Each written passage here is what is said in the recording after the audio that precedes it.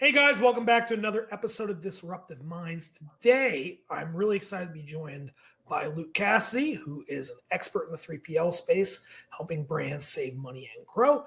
And he's also a bit of an aspiring ninja. Thanks for having me, Bill. Yeah, originally born and raised in Australia, kind of fell into the warehousing industry and just kind of stayed there.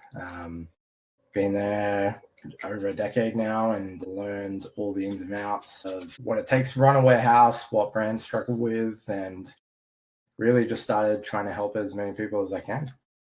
Yeah, so you really started on like the software side and the implementation side, and now you're helping warehouses really start to become profitable, right? Trying to get more profitability, make more money, get more clients, right? The whole nine yards. What was that journey kind of like? And could you elaborate more on what you do now? Absolutely, yeah. So it all started kind of on a whim where I had a friend of mine who owned a brand that ended up turning into a 3PL unintentionally, and didn't really know, kind of where to start and, how to increase his revenue and streamline efficiencies within the operation. So he reached out to me and basically just asked a question and was like, I need some help. Would you mind taking a look? And I said, absolutely. I love everything to do with this industry. I was a little bit geeked out when they invited me to their warehouse and got to do a walkthrough.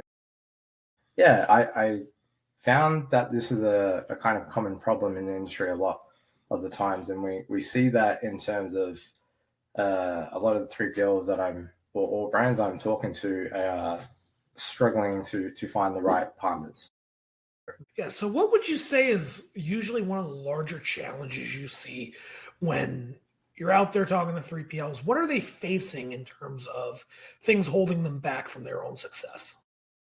Yeah, I think cash flow is the top of everyone's mind in terms of, how do we get more of it? How do we make sure that we are reducing overheads and whatnot? And I think one of the most common questions I hear is, do you know anyone that can help with negotiations for carrier rates? And this can include anything from LTL to small parcel to ocean and container freight. So that's something that we do today, and we basically just took a small piece of data, 30, 60, 90 days generally, and from there we analyze that data through like a free assessment, and we'll basically tell them if we can help, and if we can't help, we'll give them the big thumbs up and say, you guys are doing a great job, keep doing what you're doing, pretty much. Yeah, so I think this is a really impactful point because it can take 6 months to close a lead, right? 3 months to close a lead, a year. But some immediate ways to improve your bottom line is to go out and get better shipping rates, make a little more margin on those labels, right? And what's really interesting about this is it's very scalable. If you can save $1, $1.50, $1.25, right, per package, if a 3PL is doing like 1,000 orders a day, that's massive savings, right? That could be like $30,000, right? Absolutely. So this is like a huge savings. So why aren't more 3PLs going out there and seeking this savings? Yeah, I mean, I think there's a few factors that come down to it.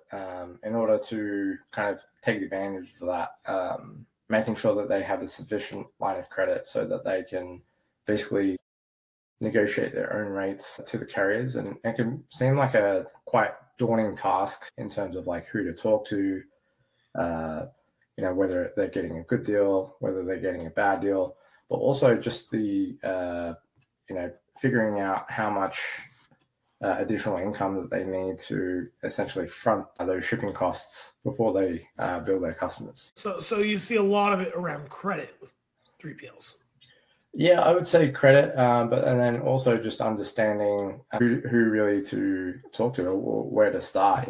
It's a daunting task just trying to figure anything with within the industry that might not necessarily be in your wheelhouse. The industry is not always as friendly as newcomers as it should be, right?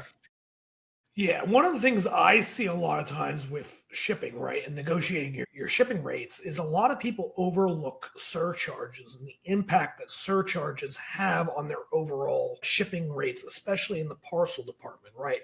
So you got things like oversize, right? Limited area surcharge, right? All the different things, the fuel surcharges that vary. Like if you go on FedEx or UPS's website, this could be a daunting list of surcharges.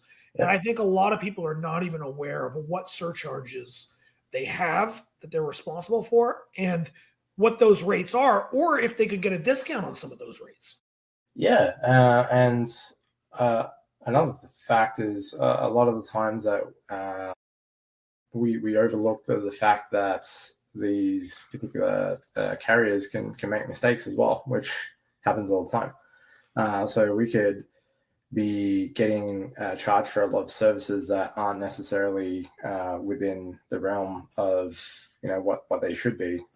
And then imagining going through thousands of orders, just trying to do that ordering yourself. It's quite a large task. And then the second thing is that if these carriers are making mistakes and overcharging for services that they shouldn't be charged for, that's your money that belongs to you. And people don't realize that they can work with the carriers to get those charges reimbursed to them as well. And that's something that we help out with as well. So, how would you know that you're a good candidate for a rate renegotiation, right? So, what would be a sign that somebody would be a good fit for this type of thing? Yeah, look, I think everyone should take advantage of as much free um, services that are out there initially. Yeah, so from our perspective, we like to add value upfront. Doing so, we offer free assessments for everyone and anyone that wants to see where they're at in terms of how good their rates are. And as I mentioned before, we collect a small sample of data for that. Over the last 6 or 7 years I've been doing this, I'm yet to find some in some capacity, some savings for any customer that's actually reached out and requested that assessment, which is awesome. Yeah, so we really got into the whole saving on shipping, saving on your rates. But another place that a lot of 3PLs spend a large amount of their money is in labor, right? So usually the thing right behind your real estate or your rent is your labor. Yep. Sometimes it even exceeds your real estate or your rent. So, how can 3PLs really maximize the output of their labor while making sure that they're not out of check on their labor costs? Yeah, great question. I think it can be very tricky in terms of where and how to manage your labor overhead. A lot of people starting out will use friends and family, which is great in terms of the labor aspect, but not necessarily an optimization aspect to be able to streamline efficiencies and operations, especially to manage growth, right? So always doing a similar aspect is taking a look at either your labor force or maybe a company that you're working with and treating it exactly the same as if you would your renegotiations for your carriers and making sure that you are getting qualified candidates very quickly who know the industry, whether they pick and pack experience, more B2B workflow, or just have like a generalized knowledge within the industry, and that saves infinite amount of more amounts of time. That helps a lot of companies to not only save money on the labor overheads, but also to increase efficiencies, in their day to day. Yeah, hiring is a big one. And a lot of people, when you're stressed, it's Q4, you got to sign on the door, right? They don't really vet to the degree that they should. Having at least a baseline of what to expect in a warehouse environment can really help bring a candidate along a lot quicker, right? So once you get somebody through the door and you think that they're a good fit, next big thing is training, right? And making sure that people know what their responsibilities are, how do your systems work, how does all that function. Mhm. And I think this is really a big part of the labor equation that a lot of people are missing. That if you empower your employees and you train them correctly, you can get more output. You'll find that there's generally two types of people within our industry. There's the people that are wanting to make a career out of this industry, and there are people who are using this as a stepping stone, maybe into their career whilst they're in school, or they just haven't really found what they want to do yet. It was kind of like how I got into the industry, really. I didn't really know what I wanted to do. I'd been to university and I was kind of struggling to find my place in the world, if you will. And I kind of fell into the industry, and I just saw how many cogs were kind of involved in this aspect. And from a growth perspective, I mean, I'm still learning every day today, and I'm over a decade into the industry, so it could be an opportunity for individuals to find that career path that they want as well. Yeah, so there's a big part, but also the technology and tools that your labor are using, right? Having them work as efficiently as possible. Because everybody's out here, they're using technology like WMSs, right? Even things like forklifts are technology, and we don't really think about them that way, right? So Yeah. how do you, when you're thinking about saving costs and labor, empower your employees through the the technology and tools that are available? Yeah, that's a great question. I think first and foremost is understanding um, the business from a data perspective, efficiencies that you can go ahead and increase with that data, and software can help capture data aspects that you might not necessarily be able to take a look at. If you're not really aware of it. So from our aspect, making sure that you're evaluating using the right softwares or technologies to get the job done. But also from a value perspective, right? You might not need like an Oracle or a large ERP if you're a small 3PL.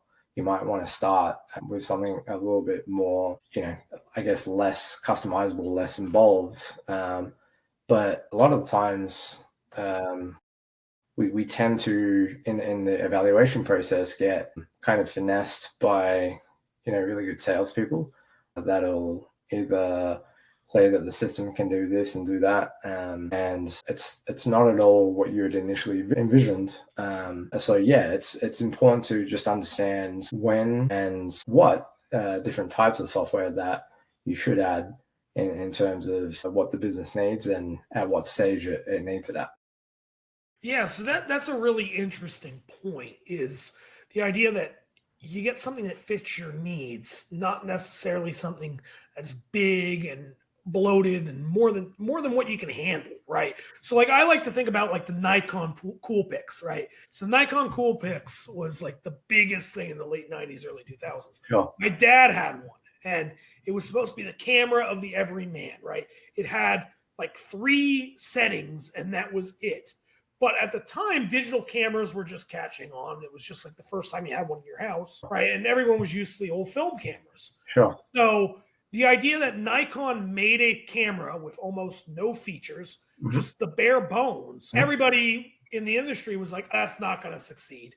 Sure. Turns out it outsold Kodak, it outsold all those people that were traditionally making, these high-end cameras, because it had less features, and like the average housewife could buy it and just start taking photos tomorrow. Yeah. So it kind of makes me think about the idea that like fitting your needs to, the market's really important, because you get this, ERP system that's built for a company with 5,000 employees, And all of a sudden, you're having a hard time getting all 10 of your employees to understand why they need X feature or Y feature or how it even works. So Yeah. that kind of brings me up to the idea of like, there's a lot of money to be saved Huh. in the types of systems and software and things that people are looking at. And obviously at Racklify, we're really growth minded, right? We're always talking about selling and getting leads and, scaling your business, and all Yeah. these things are great.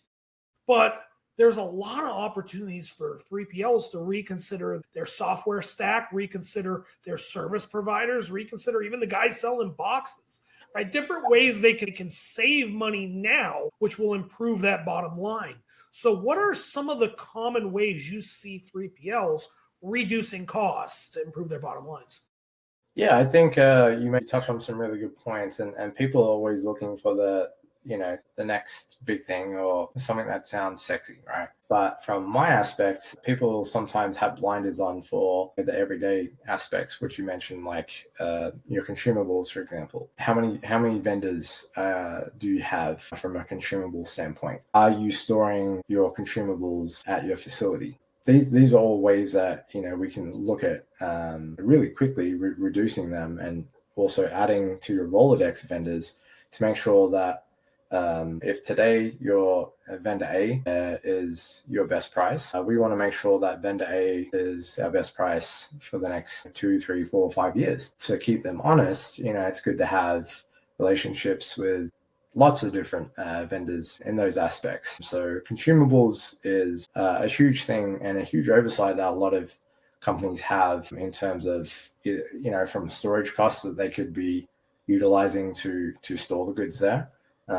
There's a lot of companies that don't necessarily know that there's a lot of vendors out there that will basically deliver them their inventory as needed, keeping their storage costs as low as possible and making sure that you're getting the right type of quality from the box integrity that you're looking for, customizations, any dunnage or fill that you need for your cartons. That's one aspect there, but then also looking at simpler aspects as well in terms of how are you understanding your billing, if you will? How are you charging rate cards? How are you designing them? What are you basing it off? And a lot of times I find that different DPLs are either utilizing what's kind of already out there or what someone else has said, which is, maybe a good place to start, but might not necessarily match, the foundation of what they're looking for as well. So we weren't planning on going here, but you mentioned it, so we're gonna talk about it a little bit. I want you to give me some short answers to this, Okay. and we're gonna just go rapid fire. So rate cards. Yep. Are you all for companies publishing their rate cards, or are you more for the custom hold back information and send it out as people? Yeah, I mean, I feel like whatever works for your customers, right? I think to say one or the other is not necessarily a one set solution, but I think that each customer is unique, and from my aspect, I would probably have customized rate cards for each of my customers as well. Cool. How do you feel about storage? How do you think 3PLs should be billing for storage? Yeah, again, it depends on the business model, right? Are you mainly a B2B facility that handles a lot of pallet in, pallet out workflow? Do you do a lot of cross-docking? Do you have racking locations or floor locations? These are all important concepts to consider and to make sure that you are correctly charging the right rates for the type of business that you run. How about pick and pack fees? Any thought on how you should segment your pick and pack fees to better fit your labor? I don't have a good answer for that. No, the pick and pack fees is so. I mean, That's the one that is very controversial because I've said it before. Some people have a pick and pack fee. Some people have a pick fee. They have a pack fee. Some people have a pick fee, a pack fee, and an outbound fee. yeah, Right? Like everybody's so divided in the industry. And my answer to that would just be simply as long as it takes into account your costs and they're captured in some way where you're not really overcharging nor losing money every time you're walking to the other side of the building to grab something, you're doing well. And this is one of those things where internal metrics will help you price it. Yeah. But I do think it's interesting that it's the thing that I see the most diversity in terms of how people are presenting their pricing. So I thought that's an interesting one to get into. How about last one I got for you here is returns. How do you think about pricing returns? I personally hate returns. That's why there's companies that exist with really good softwares that can help manage that. Again, going back to the making sure that you have the right tools for what you need. So obviously understanding the customers that you want to take on. Apparel companies, for example, are going to have a large portion of returns. If you are working in any capacity with Amazon, there are a lot of aspects that you have to consider. A lot of people, including myself as a consumer, can treat Amazon as a rental business if you want. So understanding, I think, the different aspects of what tools are out there to help streamline those processes and charge for them. And if you can, essentially offsetting or working with another company that specializes that, so that you can focus on what you do best, which is not necessarily return logistic, your day-to-day pick and pack and warehousing operations and logistics. Yeah, that's interesting, because what I'm hearing is if it's in your core competency, do it, bill for it accordingly. If it's not, look to outsource it. And that might be a way to save money and increase efficiency, just like we've been talking about, right? I know that most 3PLs hate returns. And now we have the emergence of 3PLs like 2boxes that exist just for return handling, right? Like they're just popping up where, no, we don't actually do any fulfillment. We just take returns. Yeah. So I think that's a really interesting point. So now we're talking about the shifting nature of 3PLs.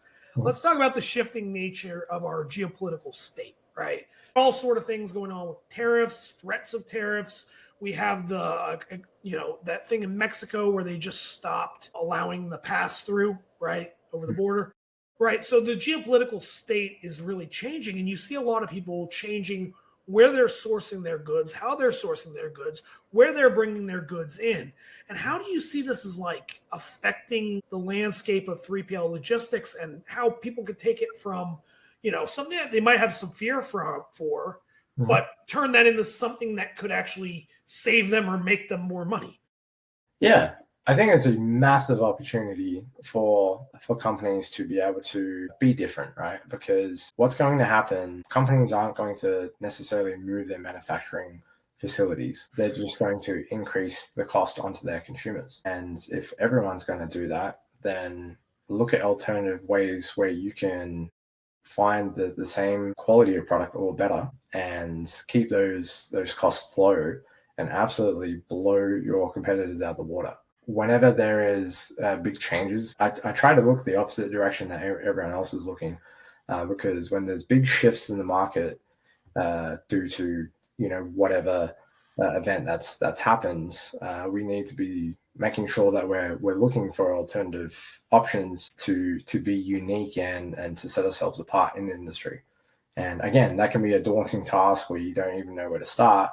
And something that fortunately I've run into myself, thus, I've gone down the rabbit hole of figuring out alternate paths or ports or anything that can help with the reduction of the manufacturing costs, so that you can not essentially, rake your customers over the coals. Yeah, I see one of the largest opportunities in something like this being strong partnerships with not just your drayage carriers, but also your ocean freight carriers, and basically anybody that moves freight, right? Because they're going to have a better idea of how to lower those costs related to the transportation, related to port of entry and all that.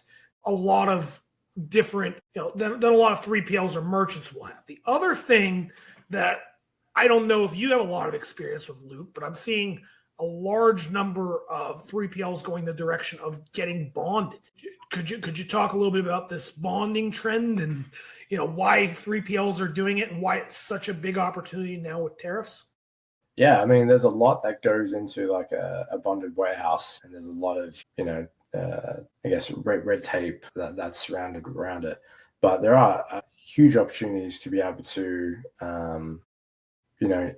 increase efficiencies there. And it's not something that I've had a ton of exposure to myself. Fortunately, I have such a great network of individuals, yourself included, that, if it's usually something that I don't know, I can lean on them to, make an intro to help other individuals out. Yeah, this is something I don't have a lot of experience with, but I would say like 7 or 8 years ago, we looked into bonding purely from the standpoint of a lot of importers of liquor need it, right? So, but now with such a large amount of the inbound freight to this country coming from China and other foreign areas, bonding has become a bigger thing because now you're seeing even like normal goods, right? Like normal consumables go into bonded warehouses to be held.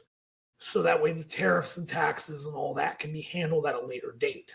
So I don't know the specifics of it all, but it is a trend that I see emerging. And I think it's a really important opportunity, especially for coastal warehouses, people that are along major ports or waterways to look into that might give them an edge in a ever globalizing, geopolitical situation. Yeah, like I said, I don't have much to kind of say on that aspect. It definitely is something that I need to learn more about, because it sounds like there's some opportunity there. Yeah. So what else are you seeing as the tariffs are looming, right? And we don't really know what they're going to end up being in the end. What are some things you see warehouses doing? Panicking, not knowing kind of what to do or where to go, which is normal, right? And in the aspects of things, if their prices increase, then essentially they just pass that cost on to the customer. So it's really hurting the consumer. Tariffs are always going to exist because they're quite a lucrative revenue stream for governments, right? To be able to, to their budgets for whatever. So, just understanding the options that are out there, I think is paramount. Yeah. So one of my favorite stories about tariffs, and it makes it a little more lighthearted, is in 20 like I want to say 2018, they found out that Wakanda, we had a whole like tariff code section dedicated to Wakanda, Okay. a fictional Marvel Yeah. country, because I guess some developers were having fun on the, with the federal government. So for like 5 or 6 years under like the Trump and like back end of Obama, we had published tariff rates for the country of Wakanda. Okay. That's amazing. One of my favorite stories of all time dealing with tariffs. So, Luke, if there was one thing you thought the listener should take away from today's conversation, what would it be? That's a great question. I think there's a lot of low hanging fruit in terms of where anyone in our space could increase their bottom line. So, there's a myriad of different services and ways to go about that. But the main points that a lot of the customers that I talk to today are looking for is shipping rates. How do we save on consumables, optimizing our labor, and obviously finding unique ways to increase their bottom line. So those aspects there, but also we do a lot of things outside of that scope as well, especially within regards to helping secure alternate routes to manufacturing, not just China. So feel free to reach out to me. How can the listeners find you?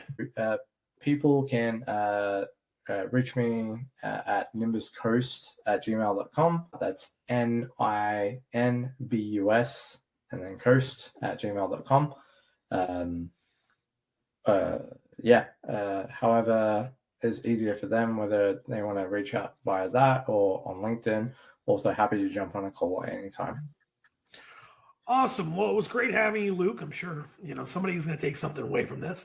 And, if anybody wants to reach out to Luke, he's a great resource. Otherwise, if you can't get a hold of him, you can always get a hold of us. We can put you in contact with Luke. Thank you so much for joining us, and we were real excited to have you on the Disruptive Minds podcast. Absolutely. Thank you so much for having me, Bill.